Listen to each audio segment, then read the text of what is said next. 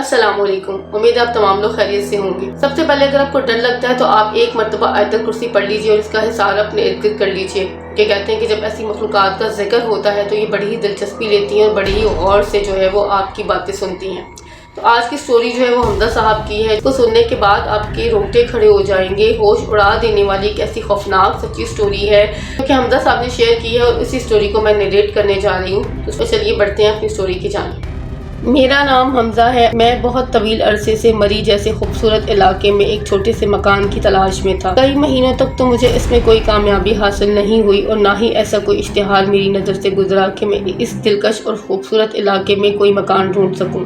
تاہم کچھ عرصہ گزرنے کے بعد مجھے وہ گھر نظر آ ہی گیا جس کی مجھے بہت عرصے سے تلاش تھی۔ اس علاقے سے روزانہ گزرنا میرا معمول تھا۔ 10 منٹ کے اندر میں اس ایجنٹ کے آفس میں موجود تھا جس کا ایڈریس اشتہار میں موجود تھا۔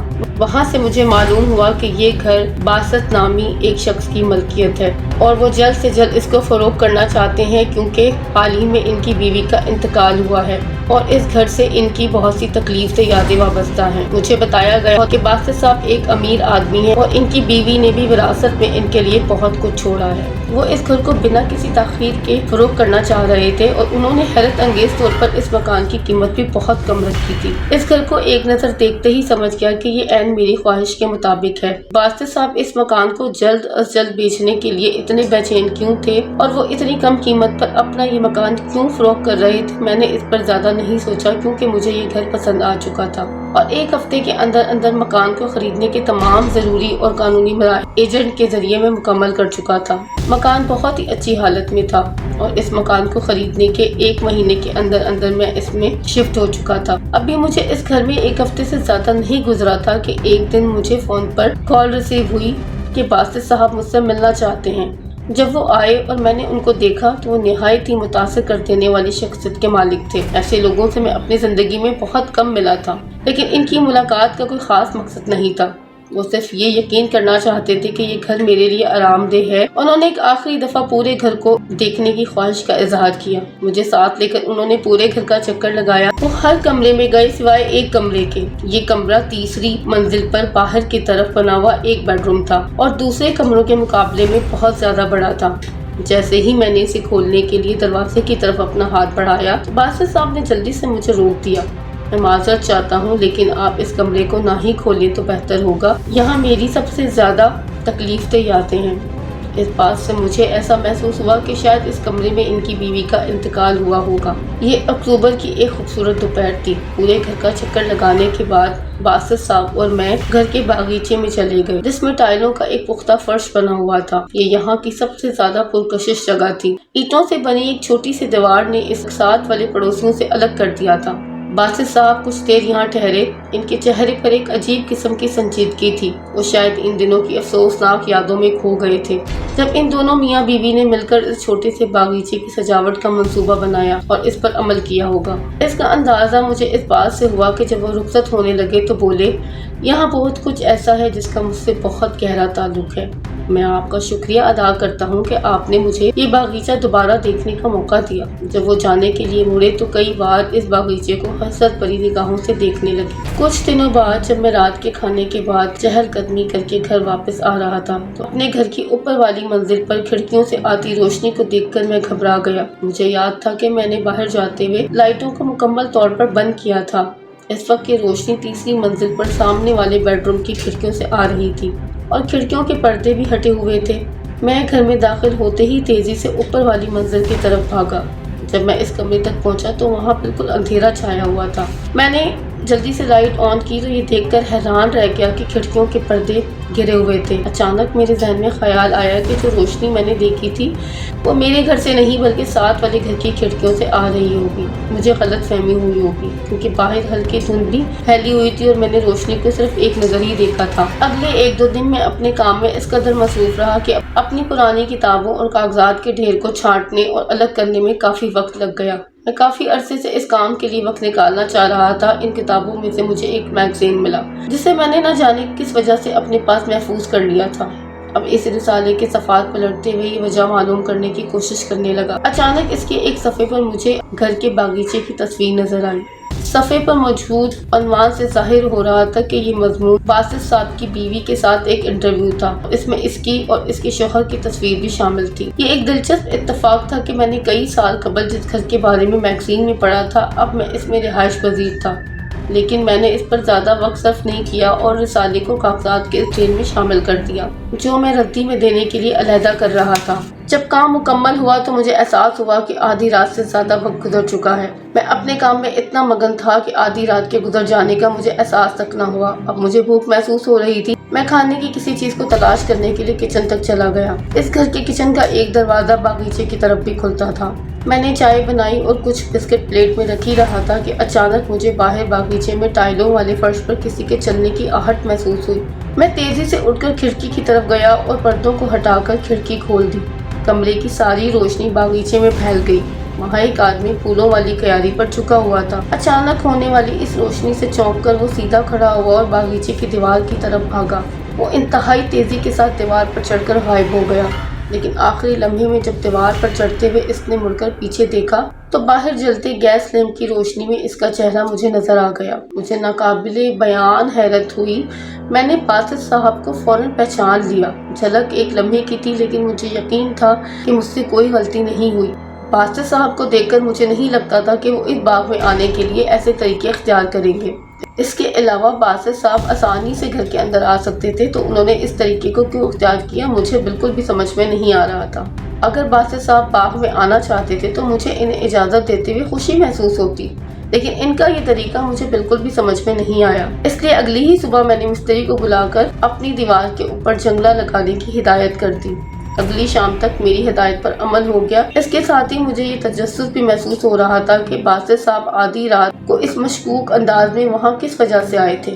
ایک ہفتے کے بعد میرے بہت ہی پرانے دوست حارث کی میرے پاس کال آئی، کیونکہ اسے 1-2 دن کے لیے میرے پاس ٹھہرنا تھا۔ میں نے فیصلہ کیا کہ تیسری منزل والا وہ کمرہ اس کے لیے صاف کروا دیتا ہوں۔ میں نے سوچا کہ اس کے آنے سے پہلے میں خود اس کمرے میں ایک رات گزار کر دیکھوں تاکہ اندازہ ہو سکے کہ وہ جگہ کسی مہمان کے لیے آرام دہ ہے یا نہیں۔ کمرے میں بستر کے سرہانے ایک میز رکھی ہوئی تھی جس پر لائٹ کا انتظام تھا تاکہ بستر پر لیٹ کر پڑھا جا سکے اور سوتے وقت بغیر کسی وقت سے بجھایا جا سکے۔ ان ساری چیزوں کا عملی تجربہ کرنے کی خاطر میں نے اس رات یہاں سونے کا فیصلہ کیا۔ سب کچھ ٹھیک لگ رہا تھا۔ کمرے کی فضا خوشگوار اور پرسکون تھی۔ بستر انتہائی آرام دہ تھا۔ میں نے لیمپ کو بجھایا اور سونے کے لیے اپنی آنکھیں بند کر لی۔ اس وقت میرا ذہن بالکل پرسکون تھا۔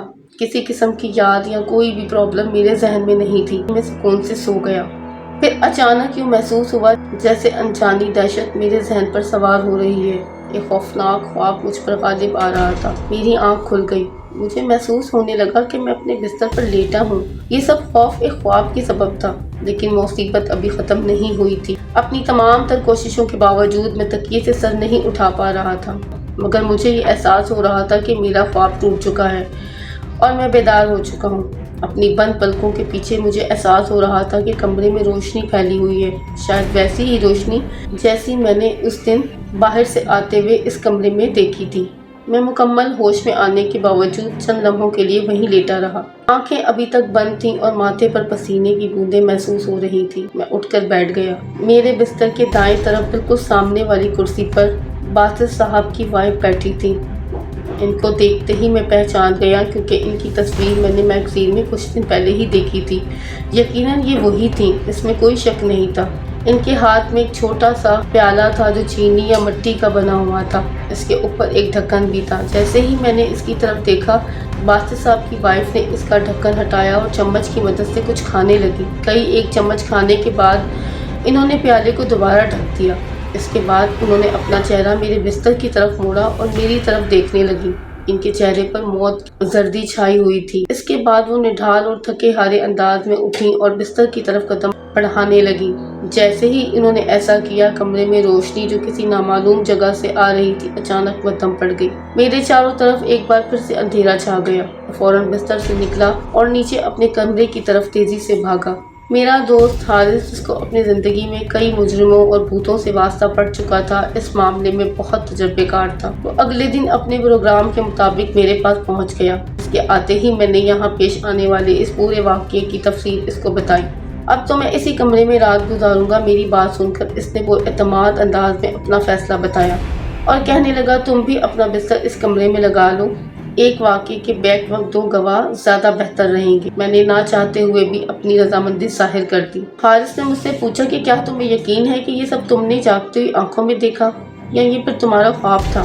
میں اس وقت 100% جاگ رہا تھا، میں نے جواب دیا، اور میرے دوست کی آنکھیں چمکنے لگیں۔ انسان صرف نامعلوم چیز سے ڈرتا ہے، ابھی تک کوئی نہیں جانتا کہ بھوت کیا ہے یا وہ کیوں ظاہر ہوتے ہیں۔ تم نے جو باسط صاحب کو رات کے وقت اپنے باغ میں گھستے ہوئے دیکھا تھا، کیا سمجھتے ہو اس کا رات والے واقعے سے کوئی تعلق ہے؟ جہاں تک میں سمجھ پایا ہوں نہیں۔ کیا تعلق ہو سکتا ہے؟ یہ یقینی طور پر واضح نہیں ہے، اور میں نے تم سے یہ سوال کیوں کیا میں خود بھی نہیں جانتا۔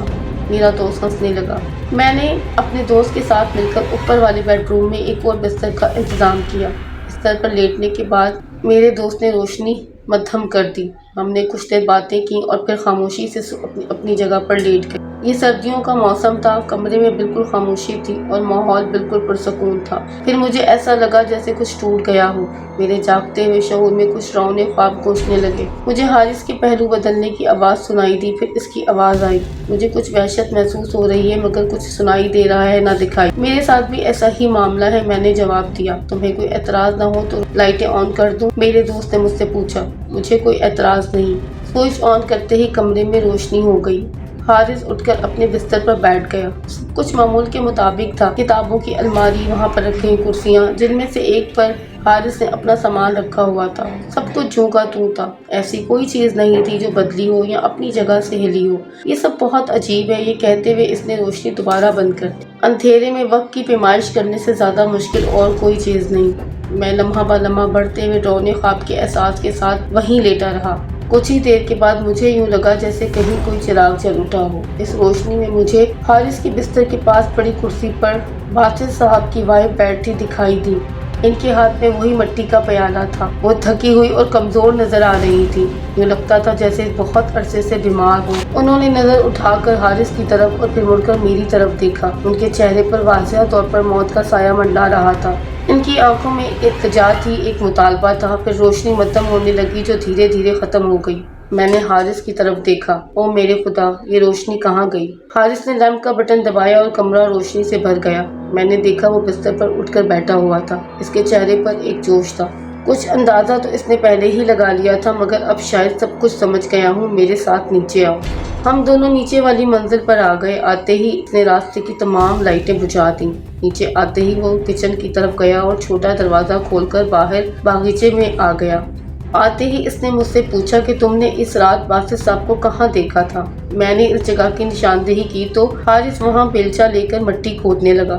زمین نرم کرنے کے بعد وہ بیلچے کی مدد سے مٹی کو ہٹانے لگا۔ جب ایک دو بار اس نے ایسا کیا تو میں نے بیلچے کو کسی سخت چیز سے ٹکراتے ہوئے سنا۔ حارث نے بیلچہ ایک طرف رکھ دیا اور اپنے ہاتھ سے مٹی کو ہٹانے لگا۔ وہ نہایت ہی احتیاط سے ہی کام کر رہا تھا۔ انگلیوں سے ٹٹولتے ہوئے اسے مٹی کے اندر دبے ہوئے چینی کے پیالے کے ڈھکن کے ٹکڑے مل گئے۔ مزید کچھ تلاش کی تو چینی کا پیالہ بھی مل گیا۔ یہ وہی پیالہ تھا جو میں نے پہلے بھی 2 بار باسط صاحب کی وائف کے ہاتھ میں دیکھا تھا۔ پیالے کو ہم گھر کے اندر لے گئے، زمین کو مزید صاف کیا تو پیالے کے ساتھ مٹی میں موٹے دلیے جیسے کھانے کی تہ بھی مل گئی۔ اس کا ایک حصہ میں نے اگلے دن ایک لیبارٹری میں تجربہ کرنے کے لیے بھیجا تو وہ واقعی ہی دلیا ثابت ہوا مگر اس میں زہر کی کافی مقدار موجود تھی۔ اس وقت حارث اور میں اپنے مطالعے کے چھوٹے سے کمرے میں اکیلے بیٹھے ہوئے تھے جب لیبارٹری کی رپورٹ ہم تک پہنچی۔ سامنے میز پر چینی کا پیالہ اور اس کے ڈھکن کے ٹکڑے پڑے ہوئے تھے۔ رپورٹ پڑھتے ہی میں نے سر اوپر اٹھایا تو فوراً ہی دروازے کی گھنٹی بج اٹھی۔ اگلے ہی لمحے میرا ملازم اندر داخل ہوا اور باسط صاحب کی آمد کی اطلاع دی۔ انہیں اندر آنے دو، حارث جلدی سے بولا، پھر میری طرف دیکھتے ہوئے کہنے لگا، جب وہ میز پر پڑی چیزوں کو ایک دم دیکھے گا تو ہمیں اس کے تاثرات کا علم ہو جائے گا۔ اس وقت باہر سڑک بن رہی تھی اور رولر انجن نئے بچھائے گئے پتھروں کو دبا کر ہموار کر رہا تھا۔ اس کا شور مسلسل بلند ہو رہا تھا۔ تھوڑی ہی دیر کے بعد باسط صاحب اندر داخل ہوئے۔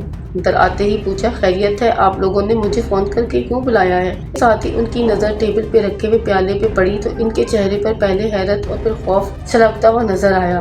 ان کا منہ کھلا کا کھلا ہی رہ گیا، آنکھیں خوف سے پھیل گئیں، خوشگوار چہرے پر وحشت چھا گئی۔ مزید کچھ بولے بغیر وہ مڑے اور تیزی سے گرتے پڑتے باہر نکل گئے۔ اس کے بعد جو ہوا وہ حادثہ تھا یا کچھ اور، یہ میں کبھی جان نہیں پاؤں گا، کیونکہ میں نے کھڑکی میں سے باہر فاسد صاحب کو پتھر دبانے والے بھاری انجن کے پہیوں کے سامنے گرتے دیکھا۔ وہ اس طرح سے گرے کہ رکنے کا سوچے، لوہے کا وزنی انجن ان کے سر کو کچلتا ہوا اوپر سے گزر گیا۔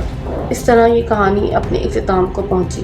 ناظرین، اسٹوری اگر آپ کو پسند آئی ہے تو آپ نے چینل کو سبسکرائب کر دینا ہے، ویڈیو کو لائک کرنا ہے اور ایک پیارا سا کامنٹ کر کے اپنی رائے کا اظہار ضرور کرنا ہے۔ اور اس کے ساتھ ساتھ اگر آپ کے ساتھ بھی کوئی ایسا واقعہ رونما ہوا ہے، کوئی بھی ایسی سچی اسٹوری آپ کے پاس موجود ہے جس نے آپ کی زندگی میں ایسے گہرے نشان چھوڑے ہوں، تو ضرور شیئر کیجیے، تو ضرور کامنٹ میں آ کر بتائیے، آپ کی اسٹوری کو میرے چینل کے تھرو شیئر کیا جائے گا۔ ملتے ہیں ایک نیکسٹ اسٹوری میں، تب تک رکھنا ہے آپ نے اپنا بہت سارا خیال۔ اللہ حافظ۔